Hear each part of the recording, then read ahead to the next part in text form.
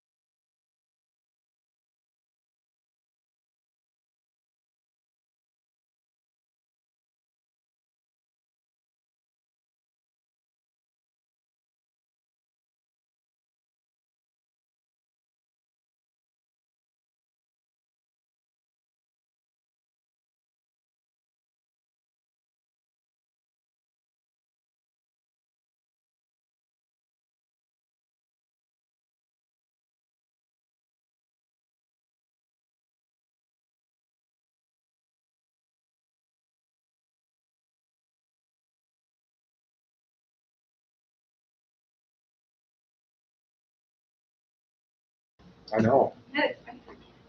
Yeah, that's surprising. We don't have the. Are we live yet or no?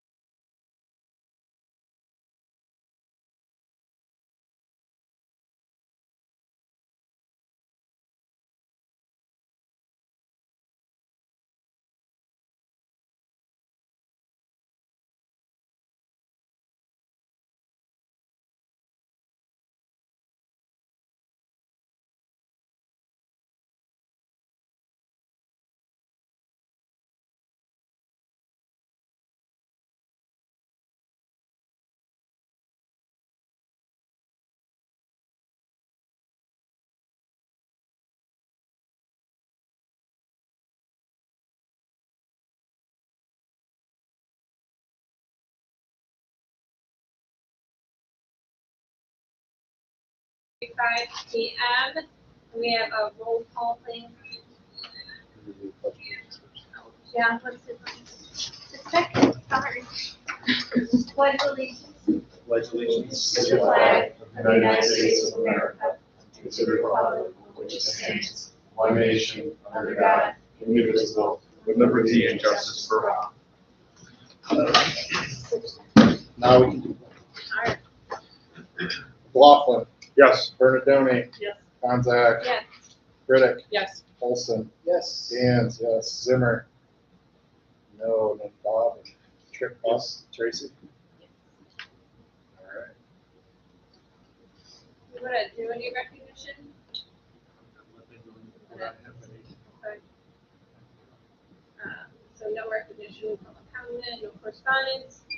The agenda, I have a motion to approve the amended June 18th agenda to include coaching resignations. So moved. A second. Roll call. All right, McLaughlin, Yes. Bernadone, Yes. Konzak, Yes. Riddick, Yes. Olson, Yes. Gans, yes. The consent agenda, did anybody have any questions? It's pretty straightforward, I think. Yeah, I think so. Nothing out of the ordinary. So can I have a motion to approve it? A motion. I'll second. Roll call, please. Bernadone, Yes. Konzak, Yes. Riddick, Yes. Olson, Yes. Gans, yes, McLaughlin. Yes. Financial report? So at this point in the year, we are 92% of the way through the year. Our revenues are 97.73, expenditures are 90.48. So just to point out a couple of things on the financial report. This is, again, is just and when I first started using this with the board at that point, this is information I gave them, and I probably should be updating you on along the way since we have new members. But this is just a snapshot of our glance snapshot of our finances. The revenues are just the revenues that we bring in. For example, like taxes, like our EDM payments from the state, any donations that we get. It doesn't include like any fund balances that we have. So, there are funds that our expenditures are a little higher than what our revenues are. But when we go to look at things overall, our budget to actual, all of our funds will be ending the year, and all of our funds in positive. So therefore, there would not be a need for immediate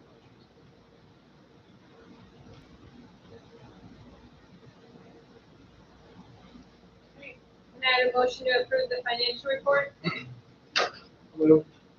I'll second. Roll call, please. Konzak, Yes. Riddick, Yes. Olson, Yes. Gans, yes, McLaughlin, Yes. Bernadone. Yes. Tracy, is this you or is this the building? She's going to, in addition to what's there, she's going to present with the. Fantastic. All right, so many of you received a copy of this. This is the INFORMATIONAL data analysis. However, I did update it recently because at the time when I did it, Kinder was still not completed with their spring testing, nor was ELA 6, 7, and 8. So hopefully you all had an opportunity to take a look at it. But what I did was I really just, for me personally, I wanted to get a better understanding of INFORMATIONAL, what it tested, the significance of the benchmarks that are happening in the fall, winter, and the spring, and then how did our teachers do not only comparatively nationally, but also how did they do internally, and how did our students do? Was there improvement, that kind of thing? And so I try to think of it in the lens of that was easy to understand and kind of quick. So we look first at average class scores, and then our math national percentiles, our reading national percentiles, and then I also have the links for all the tiers, the triangles that show which students are in green, which students could be in tier 2 interventions, and which students could be ended up in still being tier 3 interventions. And I have all those links in there. So starting with Kinder, as you can see, so in the blue is our average test score, so Tonica, and red is national. So throughout, we start to see that trend, because we really want to see that upward climb, right? So in spring, our math benchmark, we see it going up and climbing up, and then reading really improved. Like there was a massive jump from the beginning of the school year to the end of the school year for reading. So really nice job for, for kinder. And then this is where we're seeing then where the kids started in the fall, where they hit with winter and where they hit with spring. I color coded it by season because that's just me and I think it's easier to understand. Yeah. So spring, of course, is green, and blue is winter, and then fall is orange. So real simple, real easy to kind of see where did the kids go. And so these are the ones that we're going to take a look at and go, okay, which kiddos didn't end up with green on top? Because if they didn't end up with green on top, that's telling us that they didn't make the progress that we would like to see, right? So those are the kiddos that, from the very, very beginning, we want to make sure we're getting those targeted interventions. So just a little, if you have questions as I go, I'm just going to kind of go K through 8. You guys are good with that? Okay. And here's reading. So So, kind of that last one though, yeah, like the green's not on top, I mean, it's functionally the same, right? there's still improvement. But within like, Right, and we also always have to look at when our kiddos test, we don't know if they're having a bad day, these are like. what could be one question, right? Precisely, exactly, so, very good question. Okay, so that was math, and then here's reading. So again, reading, we're seeing that real nice trajectory of the green, which is cool. These are individual students. So each kid is a count. Yep, each dot is a. All right, so first grade, again, we're seeing, I didn't do math, I apologize for that. So first grade, we're still seeing that national average score comparatively to the average class score. And by the end, we see that really nice reading benchmark. And then math, again, I don't have the spring, I thought I did, but I don't. But we started to see that upward climb. And then reading, we really see that nice green trajectory going on, which is awesome. Okay, and then second grade, here again, looking at the blue, we see that average class score eking up towards and beating the national average, which is what we want to see. And then huge leaps here. Really impressive leaps for math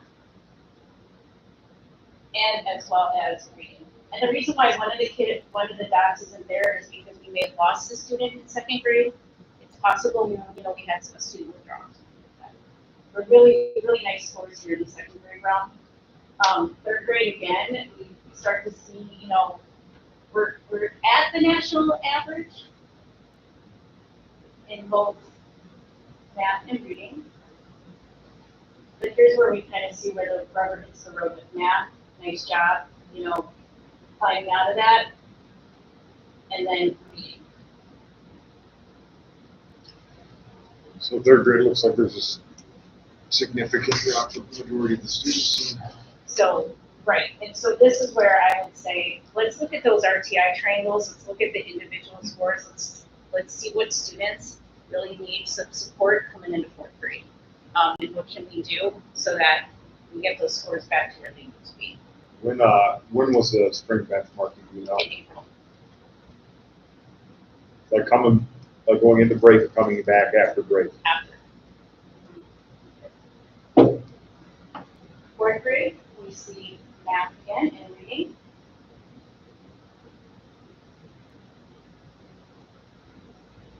And here's our math scores.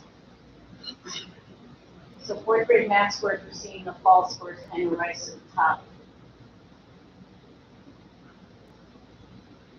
And then here's reading.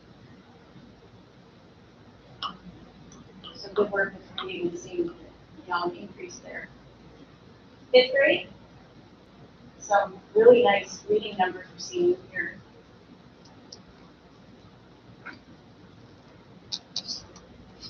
Here's our math percentiles. So I would say, like, from just an outsider point of view, I'm excited that there's a new math curriculum. I think that that's going to be helpful because I know that there was a reason behind it, right? And I'm sure there was a lot of analysis that went into the whys behind what they chose. So I'd be really interested to see the change that happens in the upcoming school year. And then reading.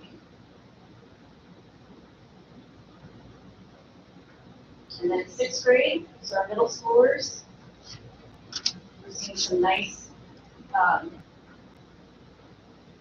numbers. It looks like reading kind of stays about the same. So here's math, individuals test scores. And then reading. You guys all have a copy of this, so you're absolutely welcome to go. And I have like all the data tables if you really want to look at all. Okay, so great. So again, seeing math and reading. There's our math scores. It's one of our smallest classes. And then And go back to the map, there's Yep. a couple of them went down, those are the ones that. Right, that- absolutely, yep. Especially knowing that you're doing. Yep. Yeah, I'm real excited about Angela starting. She's going to be doing interventions from middle school, so that's going to be awesome. And then 8th grade, math and reading. Math. And English reading. So just to talk a little bit, these kiddos that are in, because generally speaking, a teacher's going to teach to about 80% of the class, right? They're going to teach those middle ground students. So it's those kiddos that are in the lower part and the upper part that sometimes don't always get the extra instruction they need. So that's kind of an area of focus that I'd like to work on this upcoming school year is what are those kiddos that aren't getting, we want to see everybody grow, every single student, no matter where they're at, whether they're, because every student can make progress with the right interventions and the right supports. So I do have the tiers. I don't know if you guys want to look at all of them or kind of look at some, if you want to see is there a grade of concern that you have right now that you'd like to see what the tiered triangles look like? Yeah, I mean, I'd go back to 3rd grade, maybe, because those would be kids that would probably, when they're kindergarten, probably there's some foundational things with COVID and whatnot, some of that instruction. I mean, do you think some of this, some of those scores would be reflective of missing some of that foundational knowledge in those lower grades when? Yeah, potentially, for sure. Did you want to see math or reading? Doesn't matter. Here's 3rd grade math. So this really shows a visual, though, that we did start to see that RTI triangle, those tier 3 close. But what we want to see is all grade. That's really what we want, right?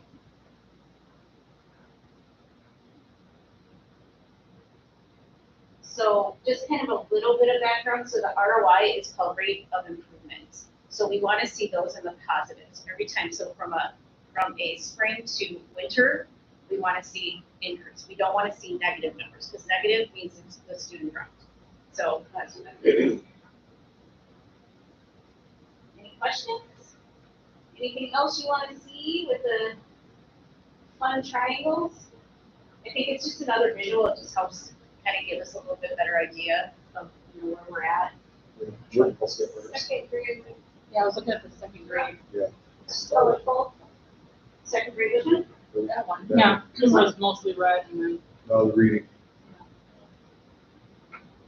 Yeah, this was math. That's what we want to see. That's that. That's the second. So that seems consistent with the test scores. In 3rd grade, we saw a lower, in the spring, there was far fewer kids in the tier 3, but the scores were slipping in the spring. So how does that? Because it's going to continue, the base score, the national average score is going to continue to rise because that's the whole point is we want to compare our kiddos to how we're doing nationally. And so that could be why, is maybe even though they were still growing, they were growing at the same rate that they needed to. Gotcha. It's that rate of increase that we want to continue to see that upward trajectory, right? We're switching to a different measurement next year too. correct? Yes. Okay, so let's talk about that for a second. So, although this was really super interesting to me because I love data and this just gives me information and it helps correlate okay, so what's going on with, even though the state test is a single benchmark, it's still something that the state looks at, right? So we have to look at all that. We have to look at how are the kids doing in, how are their grades, all of the things. We have to look at all these things. However, in looking at this, it was quite arduous and it was a lot of was a lot. It took me quite a bit of time to just kind of discern and evaluate everything. And I'm like, who has time to do all this? So even going back to it, I was like, how did I do all that again? And then it took me a hot minute to like figure out like, okay, I have to download this form and da. So, but I really like iReady. I've used iReady for the past 3 years, and the reason being is that yes, you get this, but then you also get the students do an assessment 3 times a year, so fall, winter, spring. But then they also do growth monitoring every single month, and they also work on iReady because it will actually follow the student. So it's true. It's almost like kind of AI a little bit, but it ends up the student takes their assessment at the beginning of the year, and it meets them where they're at in ELA and math, and then they work on that. And if they work on iReady for a minimum of 45 minutes a week, which means could easily do 15 minutes 4 times a week in both subject areas. So teachers could split the kids out into small group learning, things like that. They could do their intervention time. If they do that, they will show growth. They will make progress. And what's cool about it is it just makes the teacher's life so much easier. And the reason being is Ames Web only gives you data, and that's it. And the now what and what's next and what do we do now with all of this is what's missing. And when we look at that and we look at the time that teachers spend lesson planning, preparing, all the things, if we can make their lives a little bit easier and help them, I think iReady is right there, because it will take the assessment that the student does in ELA and in math, and it will compile instructional groupings for the students. It will put the students together like, okay, you know, Bobby, Cindy, and Marcia need to work on, you know, math and these skill areas, and then we've got these other kids that are working. So it compiles that information for the teacher, and then it goes another step further, and it will literally give instructional materials for those interventions that are needed. So they don't have to go digging and trying to find, well, now I need to have a reading intervention in CBC, you know, words or whatever. Bob and I sat through you know, half an hour demonstration because Bob wasn't that familiar with it, right? And so, but I've used it and I've seen it, and it actually has built-in lesson plans. It has teachers want to throw up a PowerPoint, they have them embedded in iReady. It's just another tool that's going to help the teachers instructionally and not have to dig and try and find materials, which is amazing. So are those assessments that they're doing, like those growth monitoring assessments on a monthly basis, are those integrated into the normal curriculum?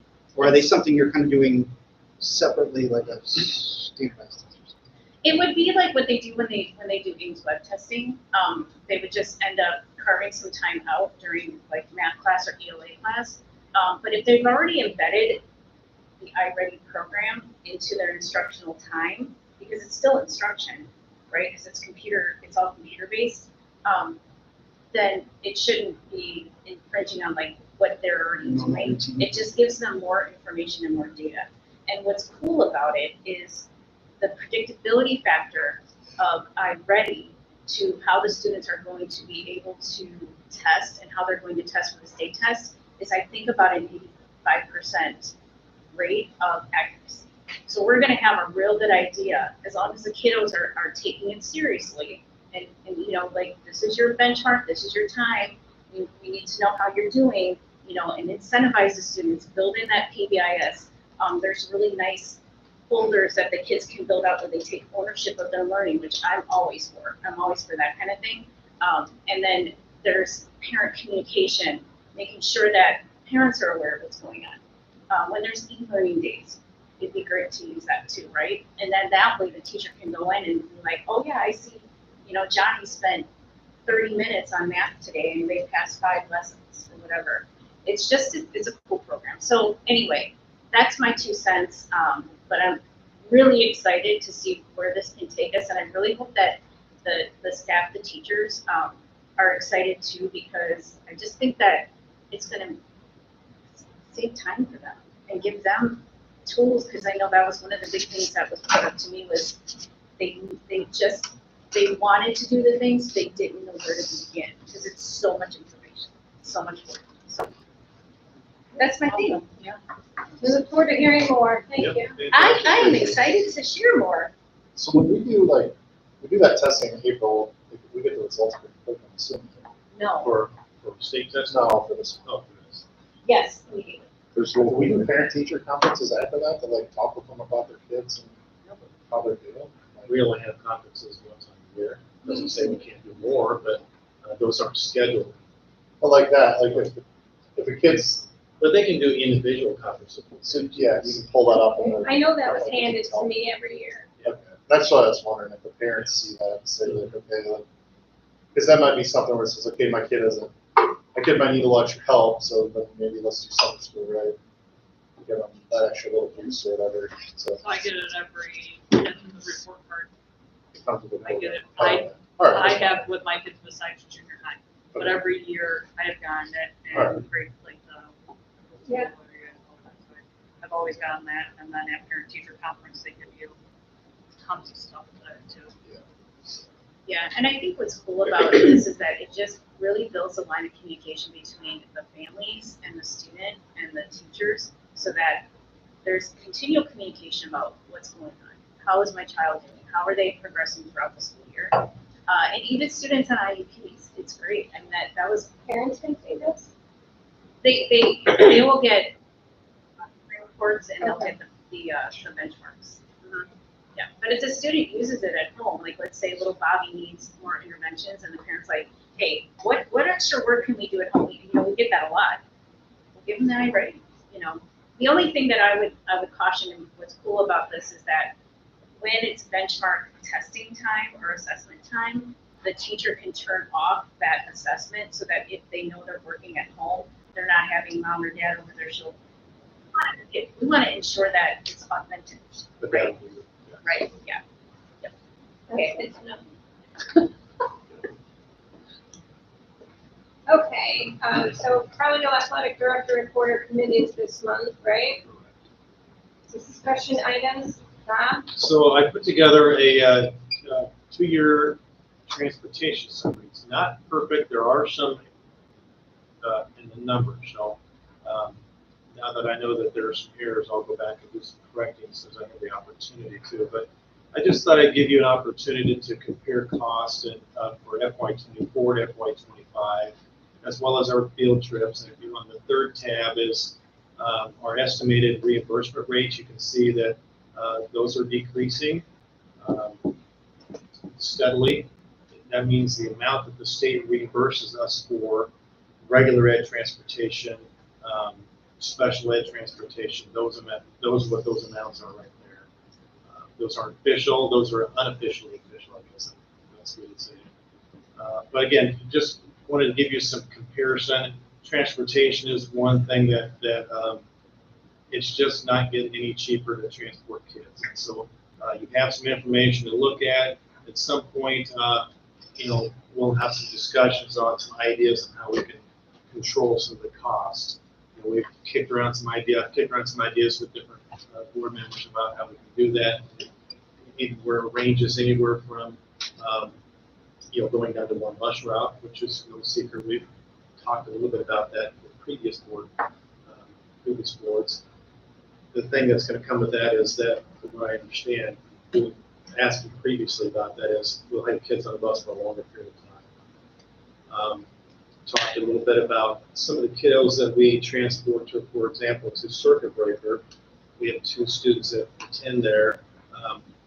This is kind of in the beginning phase of, but we might be able to tag on with Boston because they're going to the same location. They have the van, so they would be going right through here so that's a possibility that would be one way to cut some costs a little bit.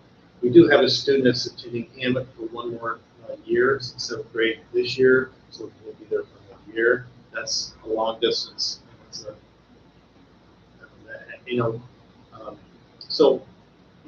The idea of maybe purchasing a van to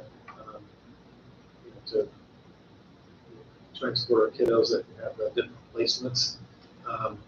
Before we do that, we just have to look at where our placements are at. If we're just talking about Circuit Breaker and over there, then I think we can Probably do Circuit Breaker and Matt, with that. maybe. I'm not sure about Matt, but Circuit Breaker we definitely could. So those are some ideas that are kind of out there, nothing in fruition yet. I still have to talk with Lost and try to get things coordinated as far as the pickups for these two students here. I think it'll work out, but I just haven't connected with Sandy yet to get that done. Are we billed, like per mile with the bus agency, or is it like a contracted fee and then the mileage on top of it? How do they bill us in regards to it? It's a rate, like a per mile rate, and then there's a fuel surcharge every month that we pay as well. For example, we have there, like I said, there's two routes, red route, green route. Both those buses are not full. So there's a way to cut down a bit there. We have one route. Again, Do we store the buses on campus we here? don't. So like, is there a way for us to work with Johannes about maybe even if we fill our gas tanks here, we fill it, have us fill our tanks, we provide the fuel for transportation? I don't know that. I haven't asked. I'm not sure. You know, that's just something that I'm sitting here thinking about, Yeah. which is why I didn't email you about it. It just came to my head sitting here, but no, we house the buses here for them, and we fill our tank here, and they can fill up here. Would that help drive some of the costs down? You know? Yeah. That's something to look into. I'm not quite sure. I haven't asked that, but I can. I've seen it sit here sometimes. Yeah, I was just gonna say, I see it I don't know if it's here. right around It's town. over. Officially, it is, I don't know if it's officially here, but it's been Yeah, here it's a here lot. quite a bit at night. You Do know, they plug it in during the winter here? Put it over It's here. not- No, I remember that they had to plug in the buses when it's super cold Oh, like the battery. to keep body the fuel from gelling. I mean, I don't think we store them overnight here. Probably not for a number of years. But But that's, it is definitely sitting here, so. that is a way to cut some costs, is for them to use our fuel to pay fuel surcharge. The Wi-Fi does a lot of this house. you know. So just another note is that we are in a contract with Johannes until 2027, I believe. And so, yeah, in the near future, the area superintendents will be getting together and having discussions regarding that contract and the future of it. Overall, working with Johannes has been very easy. It hasn't been perfect. There are times when they've left math kids or not picked them up on time or whatever, but they've been very easy to work with, very responsive. I haven't had any complaints as far as that goes, but again, those are all things that we'll look at. I recall the last time we spoke together when we renewed this last contract, is we looked at other companies, and Johannes was by far the best bid. Now, with the contract, if we do go down to one bus, it wouldn't, we could go down to one. We could, and that's Bus just a without decision that we would have to, I would advise us to be careful about that, to consider that carefully, because if you have How students on long the they're on bus the for a bus. longer period of time, some parents might not be okay with that. I I understand, mean, my kids are on the bus for an hour and they live blocks Yeah. away, so I mean. right? And it's $200,000 a year, how much does a bus cost? I know you guys keep saying you can't employ a bus driver, but I think that's where we need to find out the numbers, because there's something off with that. $500,000 in a 3-year contract? Over? Well, if you look at our expenditures on the form, we're 92% expense through the year, but then if you look at this for the 200,000, that'd be like 125%, so there's something off. But, I mean, you're probably, you know, the one thing I would be cautious about is trying to get our own bus service here. You know, you're gonna have to, number one, hire drivers. You gotta have more than one, because if someone's sick, who's gonna do it? Who's gonna handle all the transportation organization, the routes, all that type of stuff? You have the insurance and liability that you have to pay, you know, on top of it, the upkeep and maintenance on the bus. You're either buying or leasing a bus, one of the two, so there's no. So that would be, Cut Hammett and circuit breaker, that'd be helpful. you know, and the hard part is those are just if they're in your district, right? We have, They move out, then somebody else might move in. yeah, so, I mean, I think that one way to do is, like I said, is look at some of the students that we have going out to other placements, is can we transport them? Is there a different way that we can transport them? Either by going with Boston or some other way that I'm not. could If we, you add it up, everything we're spending on circuit breaker, Hammett, field trips, all of that stuff. That's the cost of a van, of a decent van. Pretty close to it. Yeah. So, I mean, if it's a wash, maybe it's not. I'm not opposed to that. That would be something we obviously have to look at. Because, let's be honest, we'll have future students at the outside place who's just going to have how many.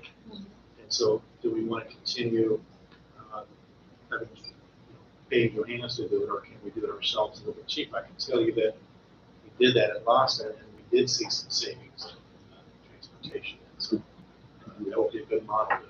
Could you also, these students that, I'm sorry. these students that are like circuit breaker or whatnot, is there a way that if we wanted to, we could reimburse the parent at the federal mileage rate versus, have them transport? I don't know if that's, I don't know if that's answer legal. that accurately without knowing their kids' IEPs and maybe something involved in our IEPs that we have to. Well, doesn't the state reimburse differently based on sped versus? It's not, here's on your chart. Yeah, if you look at that third sample, there's a different percentage that they reimburse for special ed versus Why is it regular. dropping so much for special ed? I'm sorry? Why is it dropping so much for special ed? I don't know. Good question. The state doesn't want to pay the bills. Well, yeah, there's always, Good question.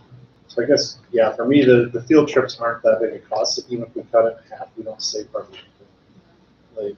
Like, I think I'd like to get if you could review the numbers, because just looking at the financial fund 40, it says we spent 138. I know this is a little more updated, but I'm coming up with 150 versus the 200 or whatever, 14 that you put. So there's a big difference. There's something that's got extra zeros.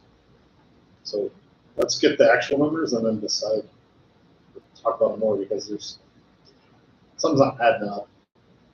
And based on the actual expenditures and the paperwork here, it seems like what we got sent or something else. something's overinflated. It's just like like I said, I think there's an extra zero somewhere. Could be.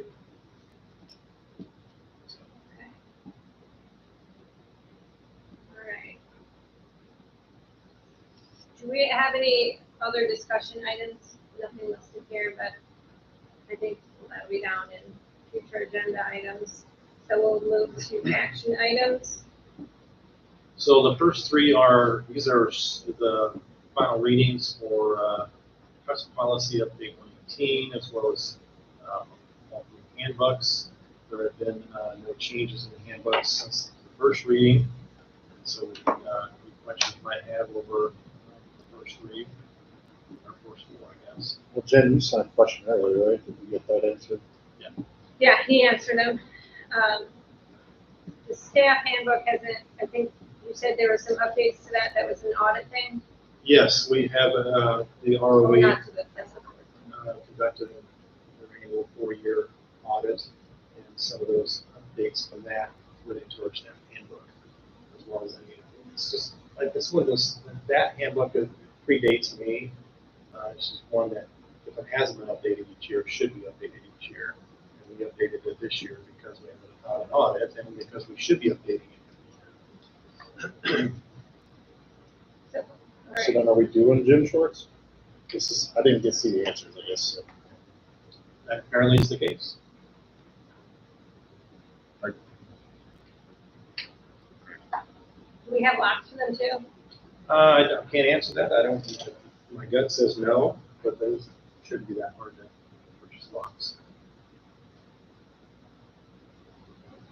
Yeah, just have to, obviously, the office will have to keep the combinations for those locks. Yeah, not that one. They just stopped using it last year, and they've had it every year. They had it every year Vehicles except and for locks last year. every year except for last year. I think it came out of COVID. I'd have to say I don't know, but I'm assuming that probably came out of one of those things that was just carryover from COVID. So we'll go, looks like we motion each individually. Each individual. Start at the top. So now I have a motion to approve the press policy. If everyone's good with that one, Motion, second. we can roll call each time at the end. Each time. Roll call, please. Riddick, Yes. Olson, Yes. Gans, yes. McLaughlin, Yes. Bernadone, Yes. Contact? Yeah. Parent-Student Handbook, we had a committee that was on that. Can I have a motion to approve that one? I'll motion. Roll call, I did see one parent did ask for reimbursement for the math. All right. Olson? Yes. Gaines, yes. McLaughlin? Yes. Bernadoni? Yes. Contact? Yes. Riddick? Yes. The extracurricular co-op, that continues to be a major thing for both schools. Can we have a motion to approve that handbook? So moved. Roll call when you can. All right. Gaines, yes. McLaughlin? Yes. Bernadoni? Yes. Contact? Yes. Riddick? Yes. Olson? Yes. Staff handbook's been brought up to code, might need to be reviewed later. Can I have a motion to approve the staff handbook?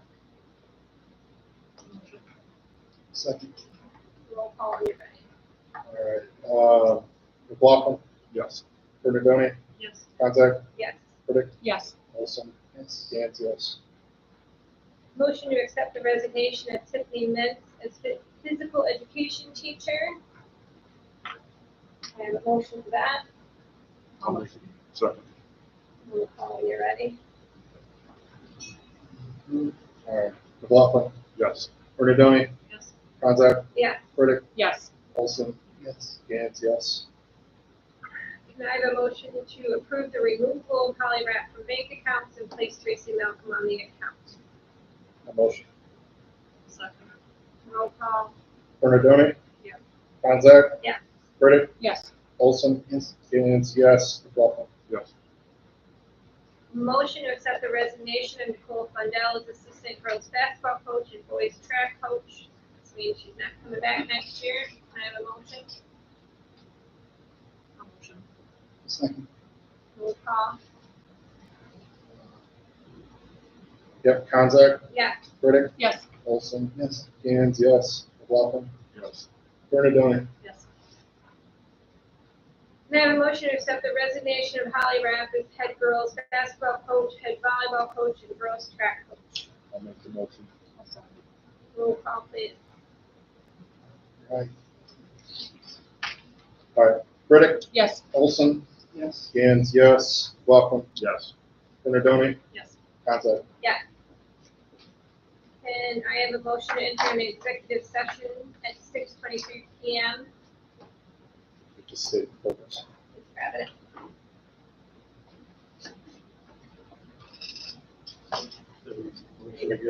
Whether we don't do that yet, so we can. I have a motion. This is that. I'll motion. I'll second. All right. Contact? Yes. Riddick? Yes. Olson? Yes. Gaines, yes. McLaughlin? Yes. Bernadoni? Yes. We want the door shut? There's somebody here. Yeah, I gotta log this off. All right, we'll be back on the next screen for anybody that's watching online. I figured out how to do that all yet.